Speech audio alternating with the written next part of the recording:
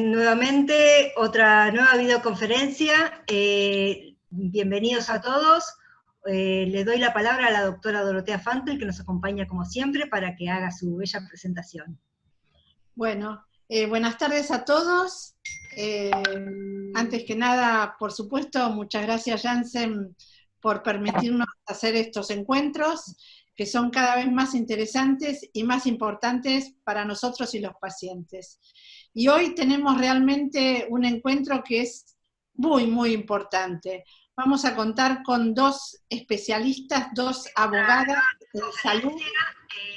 Una es la doctora Marisa Eisenberg y la otra es la doctora Mónica Pires, que, bueno, nos van a hablar sobre cuáles son los derechos que tenemos nosotros como personas y pacientes para, bueno, para llevar adelante nuestra enfermedad.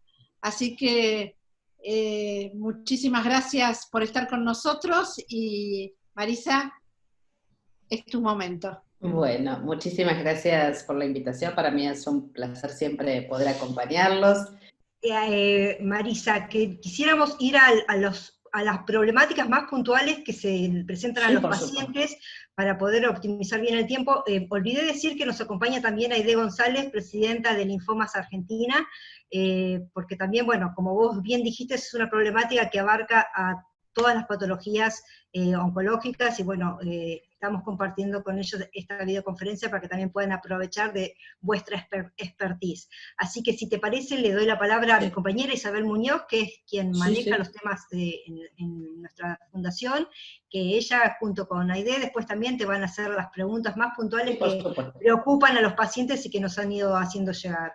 Adelante, Isabel. Bueno, buenas tardes a todos, gracias a las doctoras por la participación y que, bueno, nos va a ayudar, por supuesto, en esta tarea que tenemos a diario.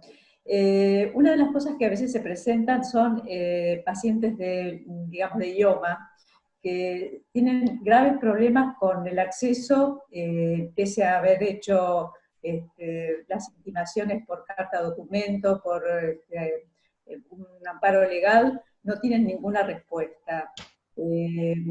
Esto es, digamos, ¿qué otra acción podría tener el paciente para poder validar, digamos, esa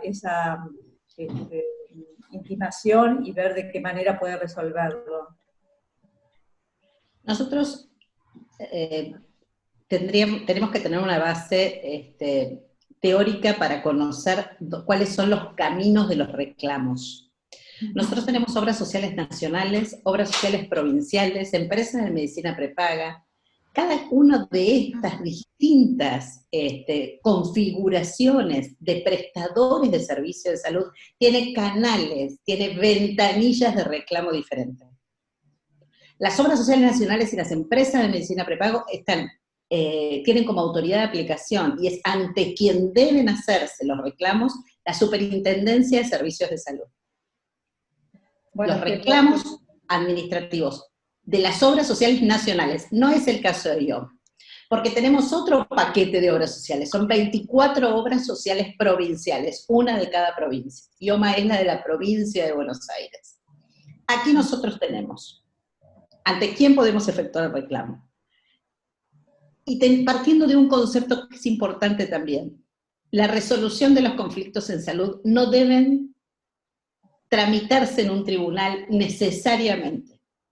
Hay que tener un concepto de judicializador en las prestaciones de salud. No es el mejor escenario, porque además yo soy cautivo de esas obras sociales provinciales. Tengo que mantener un vínculo sano. Y entonces debo tratar de recrear, y las asociaciones tienen mucho que aportar en este sentido. Mucho que aportar.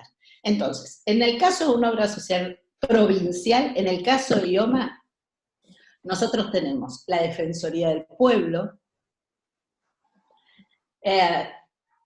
podemos, en la primera instancia de reclamos ante el mismo organismo, ¿verdad? Nosotros debemos reclamar, podemos mandar un mail, una carta documento.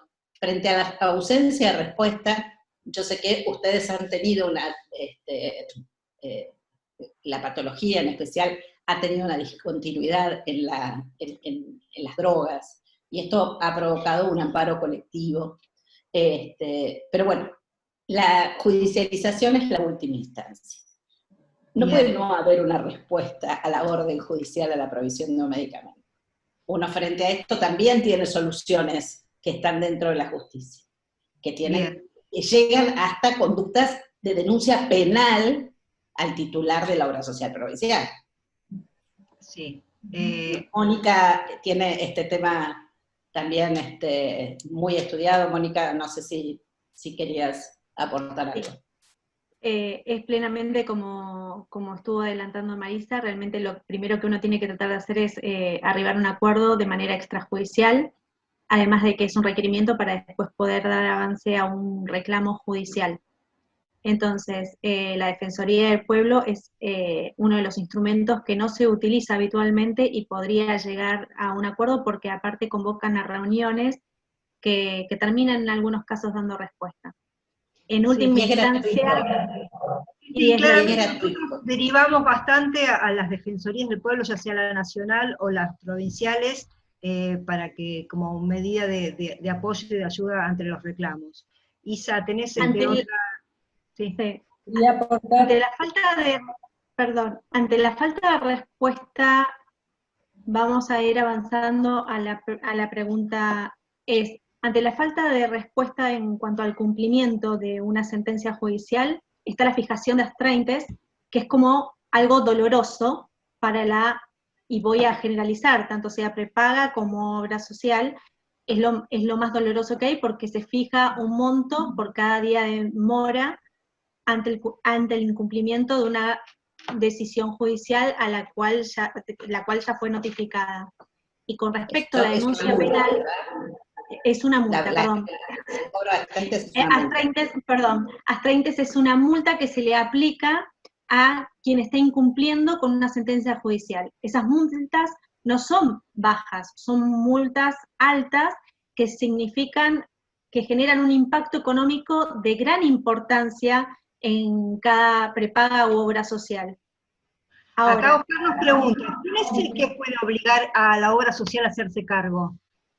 El juez, ante un incumplimiento denunciado por la parte respecto de la sentencia, porque yo digo, yo soy parte y soy quien va a estar al tanto de si se está cumpliendo o no está cumpliendo. Si no se cumple, yo digo, el abogado hace una presentación en el juzgado y menciona, ya se cumplió el plazo previsto para dar cumplimiento con la sentencia, solicito la aplicación de astraintes, que el juez discrecionalmente dispone cuál es el monto que va a tener que pagar por días de mora. Es una multa.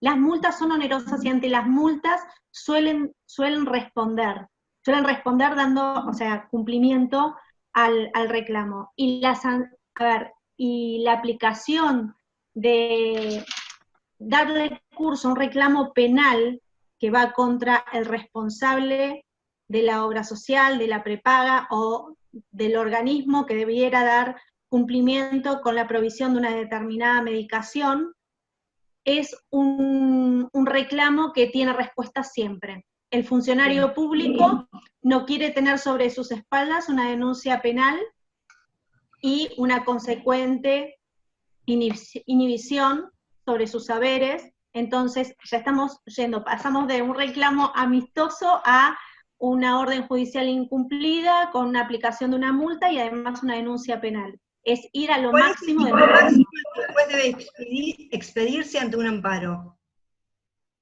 Mira, hay diferentes plazos respecto de, vos inicias un amparo y hay un plazo para iniciar un amparo. Vos desde el incumplimiento tenés 15 días para la iniciación de un amparo. Si vos dentro de ese plazo, ¿sí? Vos notificás, envías una notificación, tenés que cumplir con un reclamo extrajudicial o prejudicial ante el incumplimiento de ese reclamo o el tomar noticia de que no están cumpliendo con una determinada prestación. En el transcurso de 15 días hábiles tenés que iniciar un amparo. Cuando vos iniciás un amparo, hay plazos que son discrecionales y hay plazos que están impuestos. El juez normalmente, dependiendo de qué juez, hay jueces que ordenan como prioridad absoluta darle curso a cualquier tipo de reclamo relacionado con salud. Dejan de lado cualquier tipo de ingreso y priorizan por sobre todo los reclamos relacionados con salud. Y no, nosotras con Marisa conocemos jueces que dentro de las 24 horas de recibir el reclamo sacan el primer despacho. Hay jueces que se toman más tiempo. Ahora, tenemos herramientas ante una presentación y la falta de decisión por parte del juez, la falta de respuesta. Son los pronto de despachos. El Bien. pronto despacho es un escrito en el cual uno presenta en el juzgado la falta de respuesta ante un reclamo o ante una presentación, y es un papelón para el juez que está a cargo del juzgado. Por eso hay que tener mucho cuidado cuando se utiliza esta herramienta, y los jueces tratan de evitar, o sea, les cuesta mucho en la decisión y en el transcurso de todo el proceso, cuando se trata de un proceso relacionado con la salud. Es como que les cuesta mucho estar... la responsabilidad. La falta de resolución, la falta de respuesta, es algo que les pesa. Entonces... También hay una cuestión... Sí. También hay una cuestión muy importante en la presentación del amparo, en cómo se presenta, en qué pruebas acompaño, en cómo fundamento aquello que requiero, ¿verdad? Esto es un punto central para permitirle al juez fallar con equidad. Seguro. Isa, tenías otra preguntita por ahí, ¿no? Perdón. Sí, perdón. Lo mismo ocurre en el reclamo prejudicial. Si yo reclamo prejudicialmente algo que está bien fundado, puedo llegar a tener una muy buena respuesta porque ya voy adelantando que estoy muy bien posicionado. Entonces, lo que tengo que priorizar es hacer un reclamo con un buen fundamento, con pruebas, no necesariamente tengo que acompañar todo, pero tengo que dejar en claro que estoy reclamando algo que me corresponde, para no hacer perder tiempo. Sí, está clarísimo. Sí, perdón, Isabel. Tenemos un montón de preguntas, así que vamos a tratar de meterlas más posibles. Decí, Isa. Bueno, quería, por ejemplo, antes de llegar a esta instancia judicial, cuando un paciente, por ejemplo, manda una carta o documento a la obra social y no se la reciben, ¿cuál es la acción que tiene que hacer inmediatamente? No existe la posibilidad de que no se reciba una carta o documento. Bueno, ha pasado. Está bien, la carta o documento es devuelta, pero hay una notificación de que esa carta no fue recibida. Bueno, en ese caso... Con lo cual, esto hace, esto es una falta de respuesta, es una negativa al cumplimiento. Bueno, ¿qué ellos tienen un domicilio constituido, no pueden no recibir una carta de documento. Si no la reciben, dejan expedita la vía judicial. Yo expedita la vía judicial frente a una situación, yo ni siquiera tengo que probar qué fue lo que ocurrió. Es una negativa al otorgamiento de la prestación. Ok. Perdón, en ese caso inicia entonces inmediatamente un amparo legal. Pueden ir, todo depende, por eso digo, es muy importante tener presente contra quién uno está haciendo el reclamo. Porque si uno envía una carta documento, que no es necesaria, uno puede mandar un correo electrónico, puede dejar una carta y que le sellen la copia, no hace falta, no es la única vía la carta de documento. Pero si se trata de una obra social nacional, o si se trata de una empresa de medicina prepaga, yo tengo la vía tengo un organismo dentro de la Superintendencia de Servicios de Salud que se llama Defensoría del Beneficiario, que es donde tramita y que instan al cumplimiento a la obra social o al prepago. Bien. Yendo a ese punto, ¿qué pasa cuando una persona lo despiden de su trabajo? ¿Qué pasa en pleno tratamiento oncológico? ¿Qué pasa con su cobertura de la obra social? Pregunta Gabriel. Tiene 3 meses de cobertura posterior al despido, y todos los fallos judiciales, bueno, hay que ver qué pasa en esos 3 meses, ¿verdad? Si consigue trabajo, si logra conseguir tal vez un monotributo social. hay muchas variables, pero si no tuviera nada, muchos de los amparos dicen que la prestación del servicio de salud debe seguir siendo otorgado por parte de la obra social a la que pertenecía con anterioridad. Pero únicamente se llega a eso interponiendo un recurso de amparo. No hay obligatoriedad después de los 3 meses. Y si no, tiene que pasar al banco de drogas oncológicas dependiente del Estado. Digamos, siempre hay mecanismos. En el caso de que, perdón, Sí, después va Aide, primero Isa, después Aide. bueno, en el caso de que un paciente justamente se jubila y la obra social lo, digamos, le da de baja. El paciente es un paciente crónico que necesita seguir haciendo el tratamiento y que quiere conservar, digamos, su médico y también el lugar donde se hacen los tratamientos. ¿Tiene alguna opción, digamos, porque lo mandan a PAMI, tiene alguna opción legal como para hacer valer que él necesita seguir este tratamiento con esa médica y que no lo obliguen a pagar una, digamos, una adicional o una cuota? Sí, absolutamente. El PAMI no es, o el Instituto de Servicios Sociales para Jubilados y Pensionados, no es de pase obligatorio. Hay una opción, el ejercicio de la opción de quedarse con el prestador que yo tengo. Y esta es una opción que yo puedo ejercer. Debo manifestarla. Y en el caso de que el pase sea automático, debo hacer un amparo judicial. En este momento hay un amparo judicial, por ejemplo, contra UPCN, un amparo de cantidad de personas que han pasado al PAMI una vez que llegaron al cese de la actividad laboral por jubilación, y la justicia ordenó el reingreso de todos los que habían reclamado, y es más, le ordenó a Unión Personal Civil de la Nación, que es una organización nacional, a preguntarle a todas las personas que se habían ido en el año anterior si querían regresar. Qué bárbaro. Y Aidecita, tenías una pregunta. Y bueno, estábamos hablando de el reclamo ante las obras sociales o las prepagas, y qué hacemos cuando el reclamo es en el Ministerio de Desarrollo Social o el Banco de Drogas. ¿Cómo reclamamos? No tenemos en este momento un interlocutor y hay un montón de demoras en la entrega de los medicamentos. Casi todos los tratamientos en este momento son incompletos porque faltan drogas.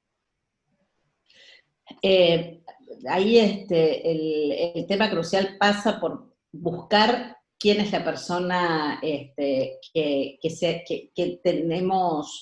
dialoga con nosotros desde el otro lado. Queda abierto el reclamo administrativo, queda abierto el reclamo ante la Defensoría del Pueblo y queda abierta la vía judicial. O sea, mandamos una carta de documento intimando al Ministerio de Desarrollo Social, al ministro, y ahí queda. Bueno, está la Defensoría del Pueblo. Sí, lo hicimos con Mariana hace 2 años, ¿no, Mariana? Y estuvimos trabajando con Defensoría del Pueblo de la Nación. O de la Ciudad Autónoma de Buenos Aires, o de la provincia de Buenos Aires. Uh-huh. Hay organismos que realmente son efectivos en este caso. Uh-huh. Bien, gracias. En el caso de PAMI, ¿también el reclamo es de la misma manera? En el caso de PAMI. En el caso de PAMI, tampoco entra dentro de los organismos que está que tiene como autoridad de aplicación la superintendencia, con lo cual queda abierta el reclamo o ante el ministerio o ante la defensoría, por eso digo, es muy importante, yo quería hacer esa introducción, porque es muy importante que ustedes conozcan cómo funciona el sistema de salud. No da lo mismo cualquier cosa. Por ejemplo, en el caso de empresas de medicina prepaga se suma además otro organismo fiscalizatorio que es Defensa del Consumidor. Es otra ventanilla más de reclamo. Por eso digo, es muy importante tener en cuenta cuál es el camino que debo seguir, cuáles son las opciones frente a cada uno de las entidades de prestadoras de salud con las que nos encontramos. No es lo mismo una obra social nacional, una obra social provincial, una obra social descentralizada, una empresa de medicina prepaga, no es lo mismo. Son distintos los canales que tengo. Y eso, digamos, ustedes, nosotros podríamos colaborar con ustedes, no tenemos ningún inconveniente en hacerles un mapa de flujo de caminos. Por favor. Digamos, si ustedes lo pueden hacer. Sí, sí, te lo vamos a agradecer muchísimo y lo vamos a compartir con todos los pacientes para que puedan acceder a esa información que es súper importante. Una última preguntita ¿tenés Isabel o hago yo? Yo tengo una más, pero bueno, si tenés algo de los pacientes. Dale, adelante. No, simplemente una puntual. Cuando un paciente, por ejemplo, teniendo PAMI, opta por afiliarse a una prepaga de segunda línea, pongamos, estas prepagas que están ofreciendo para personas de tercera edad, con y sin diagnóstico previo, puntualmente la persona que nos consultaba, a los 3 meses más o menos le declaran un mieloma múltiple. La prepaga lo que hace es proveerle en principio la medicación un tiempo, y ahora lo deriva a PAMI diciendo que es preexistente el diagnóstico y que PAMI se tiene que hacer cargo. Esta persona paga una cuota, por supuesto es una privada y paga una cuota. Entonces, ¿cuál sería el reclamo que tiene que hacer? Cuando uno se afilia a un sistema de medicina prepaga, llena una declaración jurada. Esta es la declaración jurada que sirve como causal para romper el vínculo en el caso de confirmarse que uno ha falseado esa declaración jurada. No es el caso de este señor, porque aparte, esto lo tiene dicho la jurisprudencia reiteradamente, no es una obligación pasiva la de la empresa. La empresa no tiene que ponernos a disposición un formulario, tiene una estructura a disposición para poder comprobar cuál es mi estado de salud. Pueden hacerme un chequeo médico para saber en qué condiciones estoy ingresando, excepto que encuentren una historia clínica anterior en donde o concurro a un médico, el médico toma mis antecedentes y allí soy yo quien manifiesta que padezco esta enfermedad desde el año 1996. Bueno, estoy ratificando que falseé la información, pero de ninguna manera puede ocurrir, y esto es rápidamente utilizado como argumento, pero uno tiene absoluta posibilidad de quebrar, y es más, las multas que se le aplican, y el daño, la responsabilidad por daño también opera en estos casos. Bueno, voy a hacer una última preguntita, pues nos estamos excediendo del tiempo.